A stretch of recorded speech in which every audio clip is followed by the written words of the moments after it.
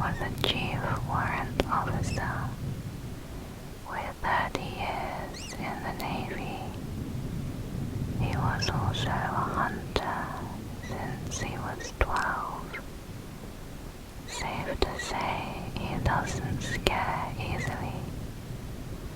Let's call him Bill. I met Bill through my father, who is also in the Navy, and we got to talking about how I go hunting wild pigs on my uncle's dairy farm in Jacksonville, Florida. We generally go out in pairs at night, one person manning a spotlight while the other man shoots. We roam the cornfields until we hear animals rustling around. Then hit the spotlight, shoot, and repeat. One relatively cold January night, we got a group together for some hog shooting. Bill and I went out to a field where we saw some fresh tracks earlier in the day, and we camp out. There was no moon out, and it was a bit cloudy, so it was as dark as you can get in Florida. The perfect conditions to see some pigs. Sure enough, we heard some rustling and grunting, and Bill hits the spotlight, revealing 5 decent-sized pigs. I raise my rifle and fire at the first pig, with a shot behind the ear. Smoke from the muzzle briefly obscures my view, but Bill yells out their location and tracks them with a spotlight. I shoot 3 blind shots, but I miss. The pigs run away from us and get to the tree line, so Bill and I stand there, surveying the scene, ears ringing and adrenaline pumping. We see the downed pig and start walking towards it. As soon as we take a step, we hear a scream from behind us. A long, ragged, angry scream. It was loud, and it was close. I freeze and look at Bill, but he's looking back at me with the same look of confusion and fear. I ask him, what was that? He shines the light behind us, slowly scanning the open field and the trees beyond, and we see nothing. He starts to say something when we hear the scream again, closer, louder, and longer. If you want to know what it sounded like, next time you go to a football game or a concert, you might scream and holler and wind up losing your voice. When you wake up feeling hoarse and raspy, scream as loud as you can for 5 seconds. That's what it sounded like. Bill immediately says, "Give me your pistol, we need to get out of here." I handed him my .45. What about the pig? F the pig. We are about a mile away from the car,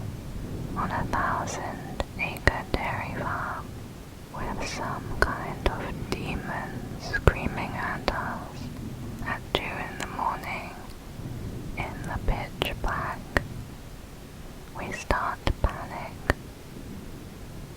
What begins as a brisk walk turns into a steady shuffle, into a light jog, into a full-on sprint. I don't remember if there were more screams, but my adrenaline was turned all the way up, and my focus was on straight ahead and not getting left behind. We make it back to the truck without incident, and I tail it back to my uncle's house. On the ride home, we had a calm discussion about what just happened. The effing F was that? I don't effing know. No effing way that was a hog. It sure as F wasn't. We got back to my uncle's house. The other guys had heard the shots and were waiting for an update, standing around a bonfire. Bill played it off cool while I had a death grip on my beer, eyes bulging and seeing monsters in every shadow. I said, "Yeah, we left the pig out there. We'll get it in the morning. Say, we heard a pretty funny noise." My uncle replied, "Oh, did ya? Yeah, raccoons." I'm pretty sure this wasn't a raccoon.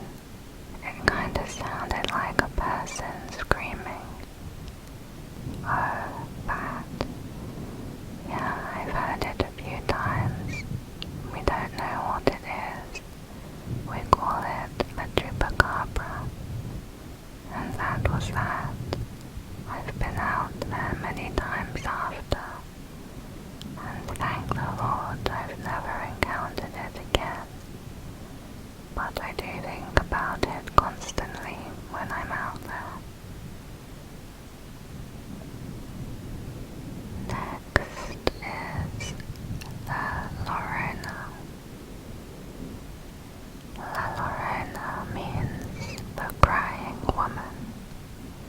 There are so many different stories and encounters that it is not clear where it began or what the origins are. People who tell the story will say that it happened right there in their town, whether they are in Texas, California, Mexico, or Central America. Most people agree it all started a long time ago in a very small town.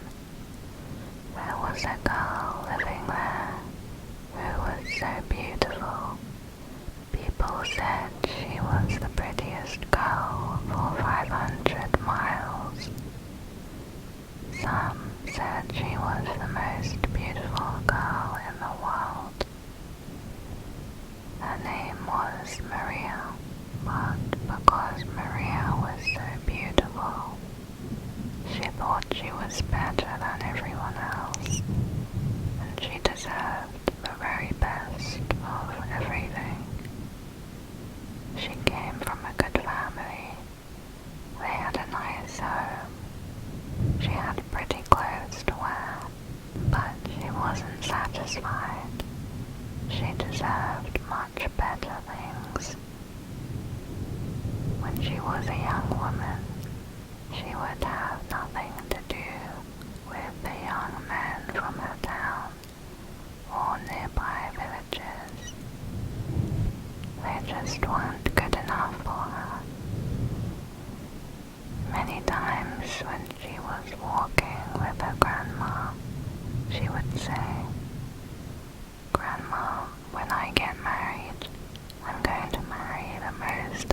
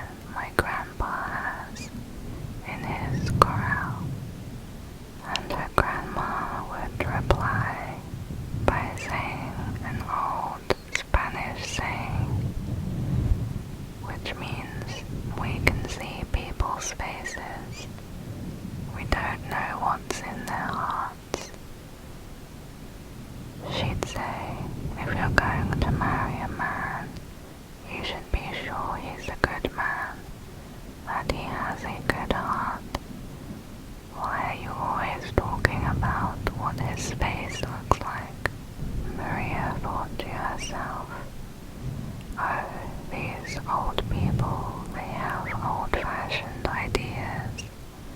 They don't know anything. And she wouldn't listen to her grandma. Then one day a man came to town, and he seemed to be just the man she had been talking about. He had been a cowboy out in the Llano Estacado. He could ride anything. In fact, if he was riding a horse and it got well trained, he would give that horse away and go rope a wild horse. He was handsome. All the girls were falling in love with him. He could play the guitar. He could sing beautifully. And Maria made up her mind. That was the man she would marry. But Maria was very proud. If they would pass on the street and he said hello, she would just look away. He came to her house in the evening and played his guitar and sang for her. But she wouldn't even come to the window. Soon the cowboy made up his mind. He thought, that proud girl Maria, I can win her heart. I think I'll marry that girl. So things turned out the way Maria wanted them to. And before long, they were going to be married. Her parents said, don't marry him. He won't make a good, steady husband. But she wouldn't listen to them. She got married, and for a while things were fine. They had 2 children. They seemed to be a happy family together. But after a few years, the cowboy went back to the wild life of the prairies. He would leave town and be gone for months at a time. And when he came home, he would tell Maria, I didn't come to see you. I just want to visit my children for a while. He would sit and play with the children.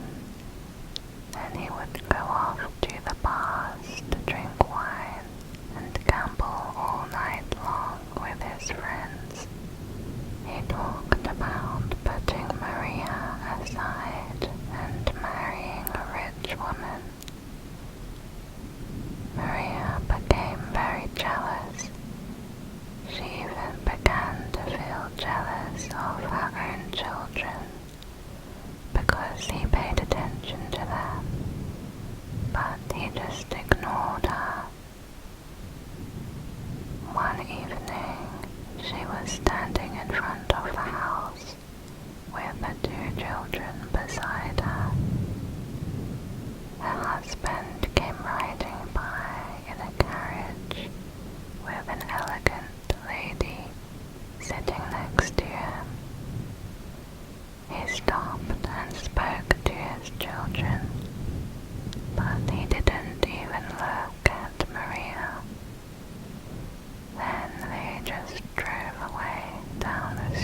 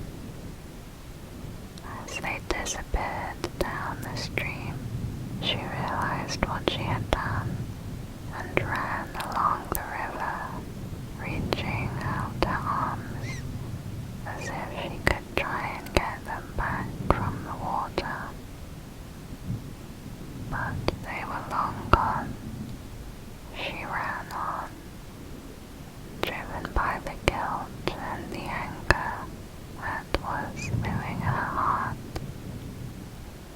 She wasn't paying attention to where she was going, and her foot caught on a root. She tripped and fell forward.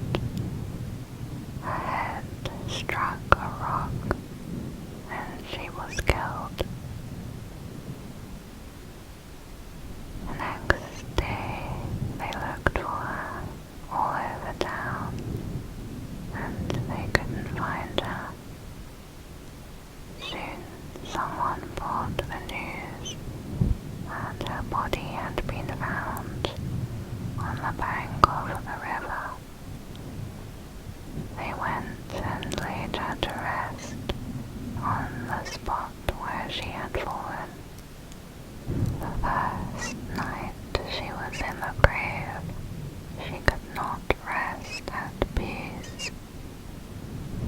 She was up and walking along the bank of the river, dressed in a long, winding white sheet, the way a body is dressed for burial. They saw her moving among the trees, and they could hear her voice crying and crying through the night. Sometimes they thought it was just the wind they heard, but if they listened more carefully, they were sure they could hear her crying, "Where are my children?"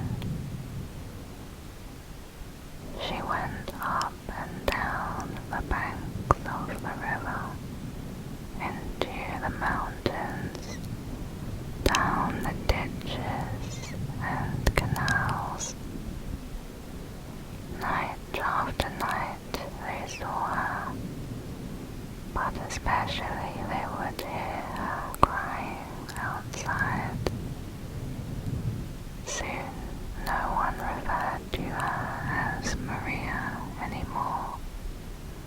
They called her La Llorona, the crying woman. People told the children, when it gets dark, go back inside the house, because La Llorona could be around here looking for her children. And she's so crazy, if she sees you, she might think you are her child. She'll pick you up and carry you away, or she'll throw you into the river like she did to her own children, and you'll never be seen again.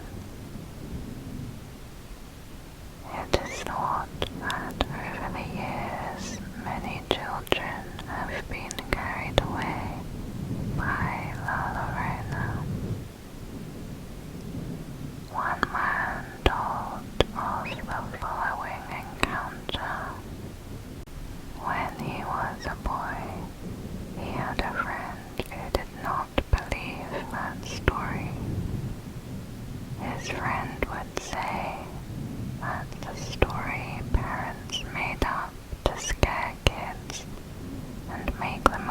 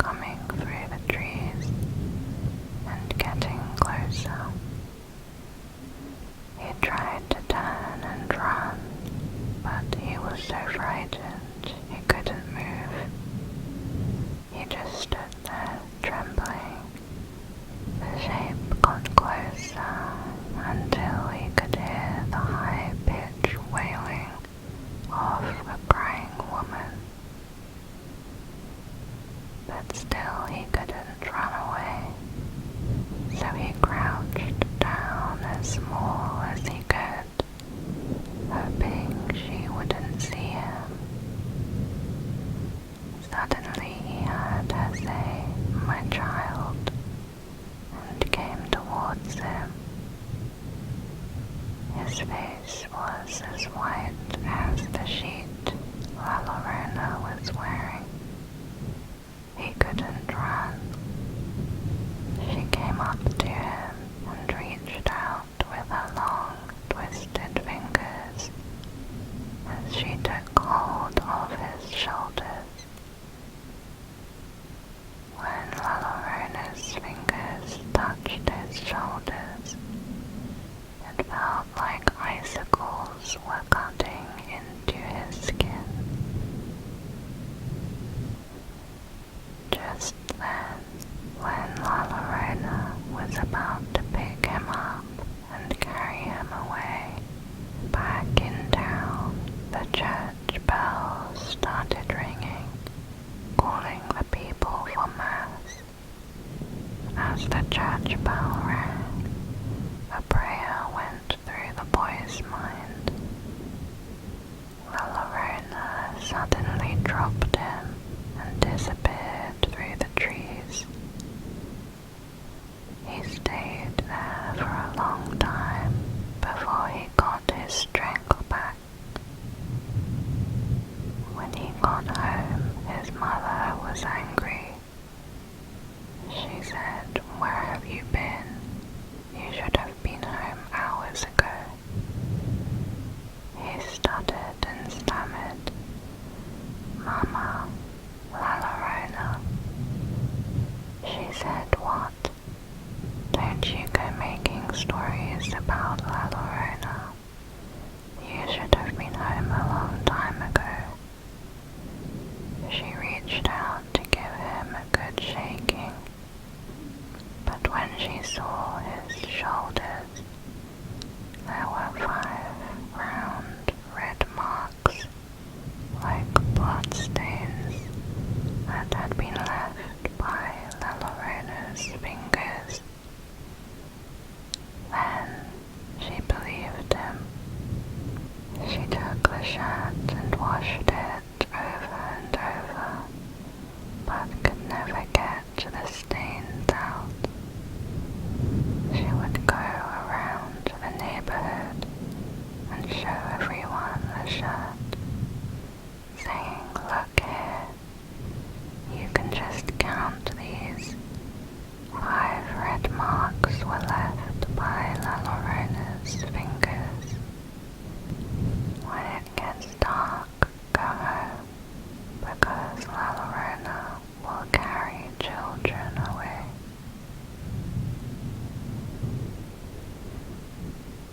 Next is El Duende. El Duende is known as a mischievous, magical being. He is said to be a 3-foot-tall humanoid, wearing a big red hat and clothing made from animal hide. He is comparable to dwarves, gnomes, or leprechauns. It is thought to either live in a cave deep in the forest or somewhere in the walls of houses. In Spanish, duende may have originated from the phrase "master of the house." While strolling through the forest, he would sometimes be heard whistling. Legend says if you were to hear him whistle, you should get out of the forest or be lost in it forever. As Spanish and Portuguese colonists began expanding their empire into the New World and beyond, they spread the stories of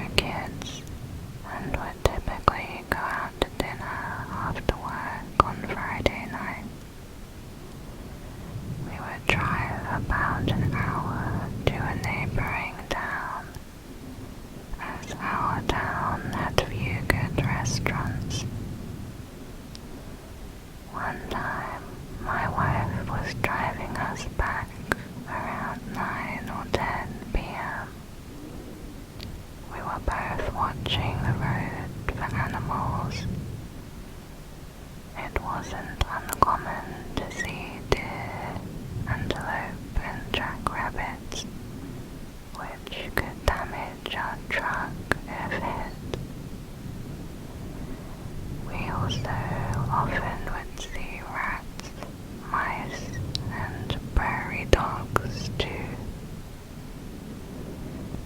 As we're driving along, all of a sudden this small, about 18 inches tall, bipedal creature goes running out in front of us.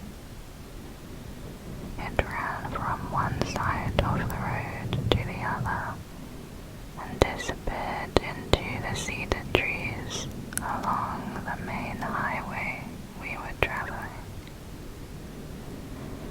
The most messed up part was that this thing was wearing clothes. It was dressed in a robe and had a pointy hat.